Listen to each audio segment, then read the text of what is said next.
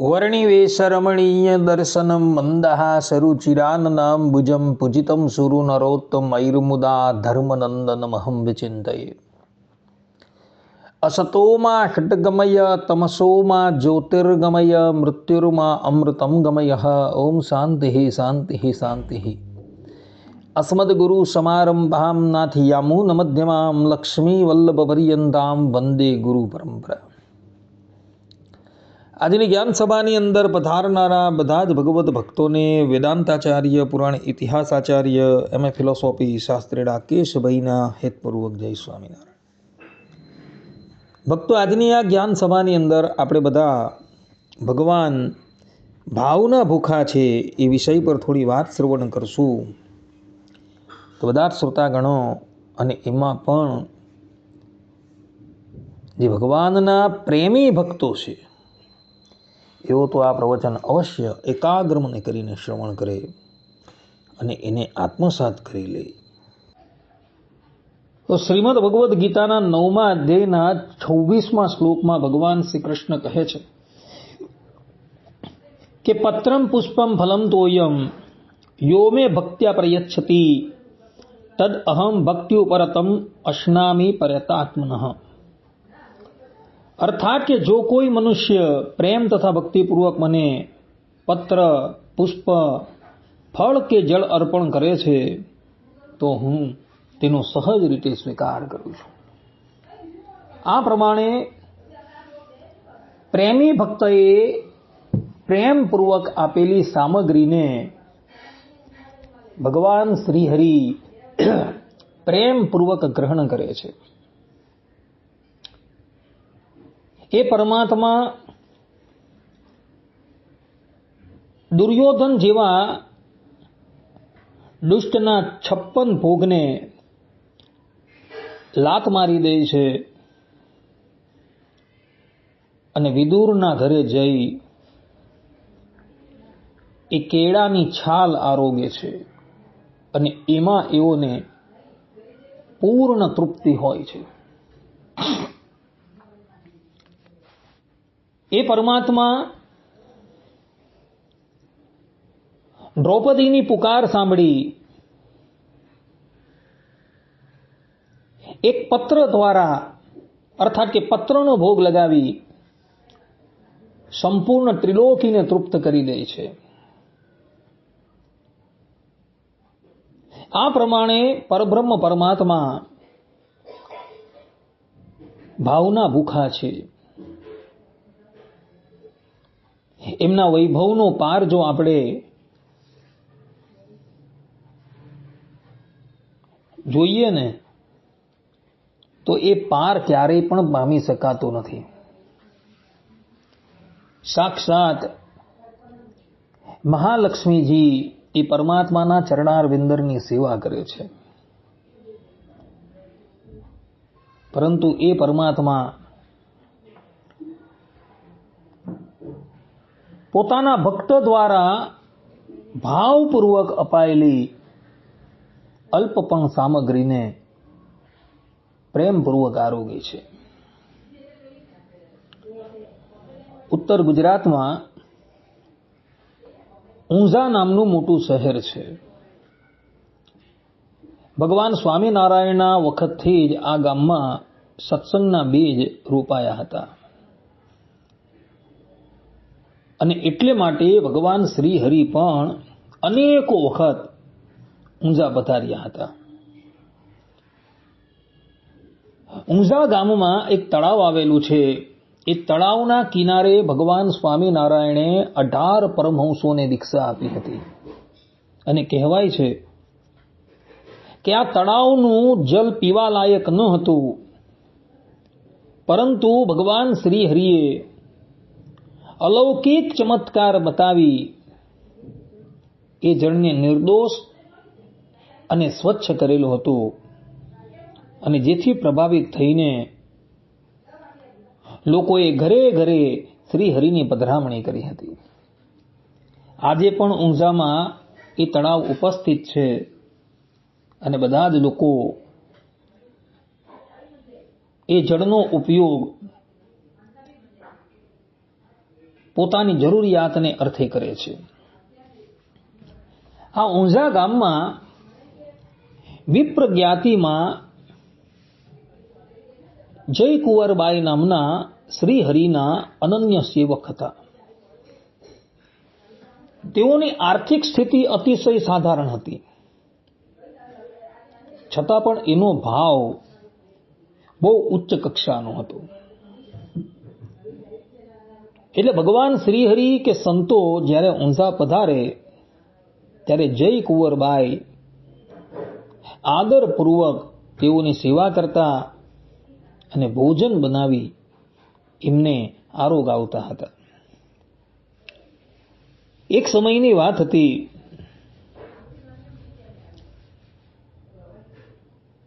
ભગવાન સ્વામિનારાયણ ઘણા બધા સંતો તથા હરિભક્તોને લઈ ઊંઝા પધાર્યા છે. જય કુંવરબાઈને ખબર પડી કે ભગવાન શ્રી હરિ પધાર્યા છે, એટલે એઓએ તો શીઘ્રાતિ શીઘ્ર વિવિધ પ્રકારની સામગ્રી તૈયારી કરી અને પછી એઓ ભગવાન શ્રી હરિ પાસે આવ્યા અને બોલ્યા કે પ્રભુ, તમારે માટે રસોઈ તૈયાર છે, માટે આપ ભોજન કરવા પધારો. ત્યારે ભગવાન શ્રી હરિ બોલ્યા કે જય કુંવરબાઈ, આજે અમારી સાથે 2-3 માણસ નથી, પરંતુ કેટલાય સંતો અને હરિભક્તો છે, તો એટલા બધાનું પૂરતું કેવી રીતના થશે? ત્યારે જય કુંવરબાઈ બોલ્યા કે પ્રભુ, હું તો સમજી કે તમે 2-3 સંતો અને પાર્ષદો સાથે પધારી રહ્યા છો, એટલે અમે તો એટલી જ રસોઈ બનાવી, અને મારી આર્થિક પરિસ્થિતિ પણ એવી છે નહીં કે હું આટલા બધા સંતો કે હરિભક્તોને ભોજન કરાવી શકું. હવે આપ જ એનો રસ્તો કરો. આ પ્રમાણે જ્યારે જય કુંવરબાઈએ કહ્યું એટલે ભગવાન શ્રી હરિ કહ્યું કે ભલે. અને પછી ભગવાન શ્રી હરિ મૂળજી બ્રહ્મચારી આદિક 2-3 બ્રહ્મચારીને લઈને જય કુંવરબાઈના ઘરે પધાર્યા અને સંતોને કહ્યું કે સંતો, તમે થોડી વાર રહીને ત્યાં આવજો. ભગવાન શ્રી હરિ જ્યાં પણ જાય ત્યાં પોતાની સેવામાં રહેલા ઠાકોરજીને લઈને જાય. જય કુંવરબાઈને ત્યાં પણ ભગવાન શ્રી હરિ પધાર્યા ત્યારે ભગવાન શ્રી હરિની સેવાની અંદર જે લાલજી હતા અને શાલિગ્રામ હતા એ પણ સાથે જ લઈને પધાર્યા. ભગવાન શ્રી હરિ આવ્યા અને જય કુંવરબાઈને કહે છે કે દેવી, એક બાજોટ લાવો અને એક કટકો લાવો. જય કુંવરબાઈએ બાજોટ અને કટકો ઉપસ્થિત કર્યો. ભગવાન શ્રી હરિએ બાજોટની ઉપર કટકો પધરાવ્યો અને પછી એના પર પોતાની સેવાના શાલિગ્રામ અને લાલજીને પધરાવ્યા. પછી શ્રી હરિ જય કુંવરબાઈને કહે છે કે દેવી, તમે જે સામગ્રી બનાવી છે તે લાવો, અમારે ઠાકોરજીને ભોગ ધરાવવો છે. જય કુંવરબાઈએ સામગ્રી ઉપસ્થિત કરી.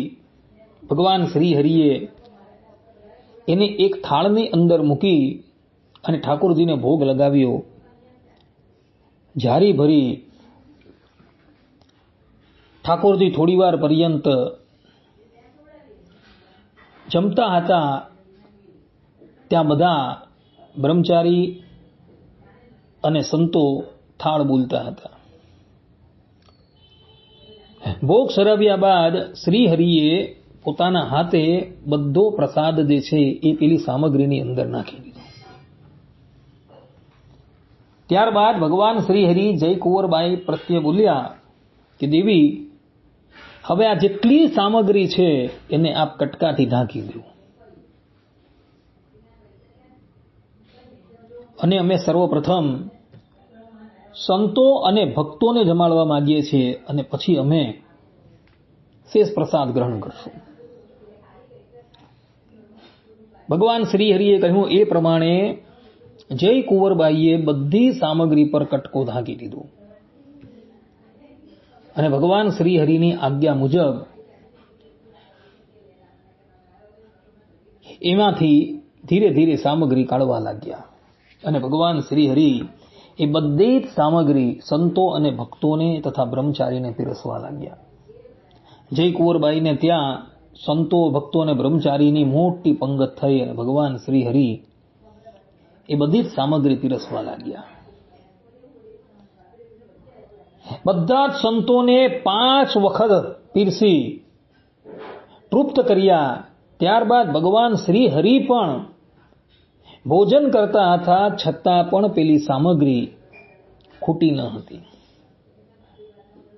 જય કુંવરબાઈ તથા ઊંઝામાં રહેલા બધા જ ભગવત ભક્તો આ ચમત્કાર જોઈને આશ્ચર્યચકિત થઈ ગયા. સામગ્રી વધી હતી, એ વધેલી સામગ્રી પણ બધા ભક્તોને અર્પણ કરી, છતાં પણ સામગ્રી વધી હતી. ભગવાન શ્રી હરિએ જય કુંવરબાઈને કહ્યું કે હવે પેલો કટકો હટાવો, અને કટકો હટાવ્યો તો જય કુંવરબાઈએ જોયું કે સામગ્રી તો જેટલી હતી એટલીની એટલી જ છે, પરંતુ એમાંથી સહેજ પણ ઘટી નથી. આ પ્રમાણે પ્રેમી ભક્તએ પ્રેમપૂર્વક સામગ્રી બનાવેલી હતી, એનો ભગવાન શ્રી હરિએ સ્વયં તો ઉપભોગ કર્યો જ, પરંતુ સાથે સાથે પોતાની સાથે આવેલા કેટલાય સંતો અને હરિભક્તોને પણ એનો ઉપભોગ કરાવ્યો હતો. ત્યારબાદ ભગવાન શ્રી હરિ ઊંઝાથી વિદાય લે છે. આ પ્રમાણે જય કુંવરબાઈનો ભાવ જોઈ ભગવાન શ્રી હરિએ એમની સામગ્રીનો ભોગ લગાવેલો હતો અને સંતોને પણ એ સામગ્રી, એ પ્રસાદી અર્પણ કરી હતી. આ પ્રમાણે ભક્તો ભગવાન જે છે એ ભાવના ભૂખા છે. વિવિધ પ્રકારની સામગ્રી બનાવેલી હોય, પરંતુ હૃદયની અંદર ભાવ નથી, તો ભગવાન એનો ભોગ નથી લગાવતા. પરંતુ અલ્પ સામગ્રી હોય અને હૃદયની અંદર ભાવ છે, તો ભગવાન એ સામગ્રીનો સ્વયં ભોગ લગાવે છે. આપણા સંપ્રદાયમાં જેતલપુરના જીવણ ભક્ત પણ એવા જ ભગવત ભક્ત હતા. જેતલપુરમાં એક સમયે કોઈ ઉત્સવ હતો અને ભગવાન શ્રી હરિ પધારેલા હતા. ભગવાન શ્રી હરિ આવ્યા એટલે જેતલપુરના હરિભક્તોએ ઉમળકાભેર સમયો કાઢી ભગવાન શ્રી હરિને શહેરમાં પધરાવ્યા. ભગવાન શ્રી હરિ જ્યાં લગીન રહ્યા ત્યાં લગીન જેતલપુરના હરિભક્તો વિવિધ પ્રકારની રસોઈ આપી ભગવાન શ્રી હરિ તથા સંતોને ખૂબ પ્રસન્ન કરતા હતા. હવે આ જેતલપુરની અંદર જીવણ ભક્ત નામના એક વિપ્ર રહેતા હતા. ધર્મ નિયમ બધું યથાર્થ પાડે, પરંતુ સવારે ઠાકોરજીને ભોગ લગાવે, રાતના ઉપવાસ જ કરવા પડે. હવે એઓના મનની અંદર ઈચ્છા થઈ કે આપણે પણ ભગવાન શ્રી હરિને જમાડીએ. પોતાની પાસે પૈસા તો હતા નહીં. પોતાના ધર્મપત્નીને આવીને એવો એ વાત કરી કે દેવી, આપણે પણ ઠાકોરજીને જમાડવા છે, ઘરમાં કંઈક છે. ત્યારે એણે કહ્યું કે ઘરની અંદર મઠ છે. તો જીવણ ભક્તએ કહ્યું કે એ મઠને દળી દે, હું ટાંડળજાની ભાજી લઈને આવું. જીવણ ભક્ત જેતલપુરમાં એક તળાવ છે ત્યાં આવ્યા અને એના કિનારા પર તાંદળજાની ભાજી ઉગેલી હતી. એને ચૂંટી અને ઘરે લાવ્યા. ઘરવાળાએ મઠને દળી દીધા હતા, એનો રોટલો બનાવ્યો અને ભાજીને પણ વઘારી દીધી અને જીવણ ભક્તને આપીને કહ્યું કે જાઓ પ્રભુને જમાડો. જીવણ ભક્ત એક થાળીમાં ભાજી અને મઠનો રોટલો લઈ ભગવાન શ્રી હરિ પાસે આવ્યા. તે વખતે ભગવાન શ્રી હરિ જેતલપુરમાં જે મહેલ છે એ મહેલની અંદર બિરાજતા હતા અને ભગવાન શ્રી હરિની સન્મુખ સંતો ભક્તો બેઠેલા હતા. ભક્ત તો આવીને દૂર ઉભા રહ્યા. બધાની વચ્ચે ભગવાન શ્રી હરિને આવું ભોજન કેમ કરાવાય? પરંતુ સર્વજ્ઞ સર્વ અંતર્યામી ભગવાન શ્રી હરિ એનો ભાવ જાણી ગયા. એટલે આંગળીનો ઈશારો કરી ભગવાન શ્રી હરિએ જીવણ ભક્તને પોતાની પાસે બોલાવ્યા અને કહ્યું કે ભક્ત શું લાવેલા છું?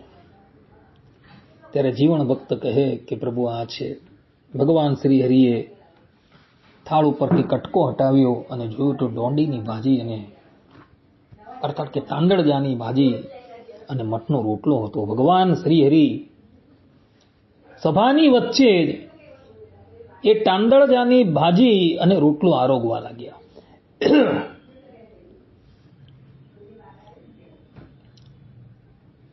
ભગવાન શ્રી હરિ ભોગ લગાવતા જાય અને વખાણ કરતા જાય. સભાની અંદર બેઠેલા સુરા ખાચર અને બ્રહ્માનંદ સ્વામી વિચાર કરવા લાગ્યા કે ભગવાન શ્રી હરિ જો આખો રોટલો જમી જશે ને તો એમના પેટની અંદર ચૂંક આવશે. એટલો એવો ઊભા થયા અને ભગવાન શ્રી હરિને કહેવા લાગે કે પ્રભુ તમે આટલા બધા વખાણ કરો છો તો લાવો અમને પણ આપો, અમારે પણ એ ચાખવો છે.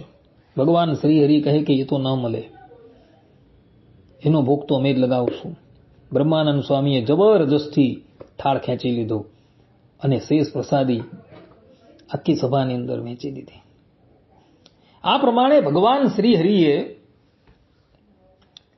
જીવણ ભક્તની સામગ્રીનો પણ ભોગ લગાવેલો હતો. હવે એ જેતલપુરની અંદર એક નગર શેઠ રહેતો હતો. નગર શેઠ ભગવાન શ્રી હરિનો આશ્રિત પરંતુ કંજૂસ બહુ. કોઈ દિવસ ભગવાન શ્રી હરિ કે સંતોને રસોઈ આપે નહીં. એણે જોયું કે ભગવાન શ્રી હરિ જીવણ ભક્તોનો થાળ જમી અતિશય પ્રસન્ન થયા છે. એ થાળની અંદર તાંદળજાની ભાજી હતી અને મઠનો રોટલો હતો. તો એણે મનમાં વિચાર કર્યો કે આપણે પણ તાંદળજાની ભાજી અને રોટલો લાવી ભગવાન શ્રી હરિને અર્પણ કરીએ. આપણે સાંભળ્યું છે કે આ શેઠની પાસે ઘણું દ્રવ્ય છે પરંતુ કોઈ દિવસ એ સંતો કે હરિભક્તોને જમાડતો નથી. આજે આપણે તાંદળજાની ભાજી અને રોટલો લાવી ભગવાન શ્રી હરિને જમાડી દઈએ અને લોકોને બોલતા બંધ કરી દઈએ. એ તો ઘરે આવ્યો અને શેઠાણીને કહે કે ભગવાન શ્રી હરિ તાંદળજાની ભાજી અને મઠનો રોટલો જમવાથી બહુ પ્રસન્ન થાય છે, માટે તું કાલે સવારે તૈયાર કરી દે, હું એ તાંદળજાની ભાજી અને રોટલો લઈને જઈશ. શેઠાણીએ શેઠને કહ્યું ભલે, અને બીજે દિવસે એણે સામગ્રી તૈયાર કરી અને આ કંજૂસ શેઠ થાળ લઈને ભગવાન શ્રી હરિની પાસે આવ્યો અને કહ્યું કે લેવો પ્રભુ, તાંદળજાની ભાજી અને રોટલો લાવેલો છું. ભગવાન શ્રી હરિ કહે કે ભાઈ, તાંદળજાની ભાજી અને મઠનો રોટલો જો અમે આરોગ્ય ને તો અમારા પેટની અંદર ચૂંક થાય. અમે તો 56 ભોગ જમવા વાળા છીએ, અમને આ તાંદળજાની ભાજી અને મઠનો રોટલો ન ભાવે.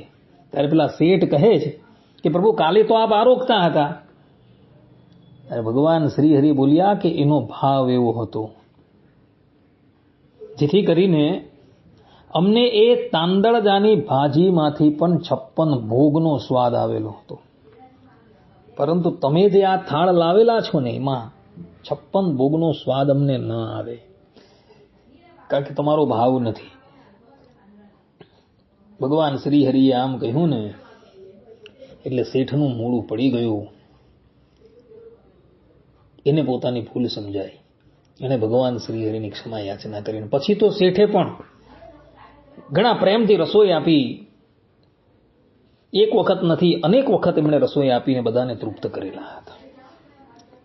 આ પ્રમાણે જેના હૃદયની અંદર ભાવ છે એની સામગ્રી પ્રભુ સામે ચાલીને અંગીકાર કરે છે, પરંતુ જેના હૃદયની અંદર ભાવ જ નથી તો એણે આપેલી મોટામાં મોટી વસ્તુને પણ ભગવાન તુચ્છ ગણીને જવા દે છે. અને એટલે જ માટે સુરદાસજી ગાય છે, દુર્યોધન કે મેવા ત્યાગે, દુર્યોધન કે મેવા ત્યાગે, શાદ વિધુર ગર ખાઈ. આ પ્રમાણે સુરદાસ કહે છે કે ભગવાન શ્રી હરિએ દુર્યોધનના 56 ભોગને એક બાજુ કરી દીધા અને વિદુરજીના ઘરે જઈને કીડાની છાલ ખાધેલી હતી. આવા ભગવાન ભાવના ભૂખા છે ભક્તો. માટે જ્યાં લગીન તમારા હૃદયની અંદર ભાવ નથી અને ભાવ વગર તમે ભગવાનને કંઈક પણ અર્પણ કરશો તો ભગવાન એનો ભોગ લગાવવાના જ નથી. જીવન ભક્ત છે ઊંઝાના આ જયકુંવરબાઈ છે, એના જેવો ભાવ રાખશો તો ભગવાન શ્રી હરિ તમે આપેલી સામગ્રી પણ પ્રેમપૂર્વક આરોગશે. માટે ભાવપૂર્વક ભગવાનની સેવા કરજો અને ભાવપૂર્વક ભગવાનને આરોગ આવજો. આ સિદ્ધાંત વાત છે.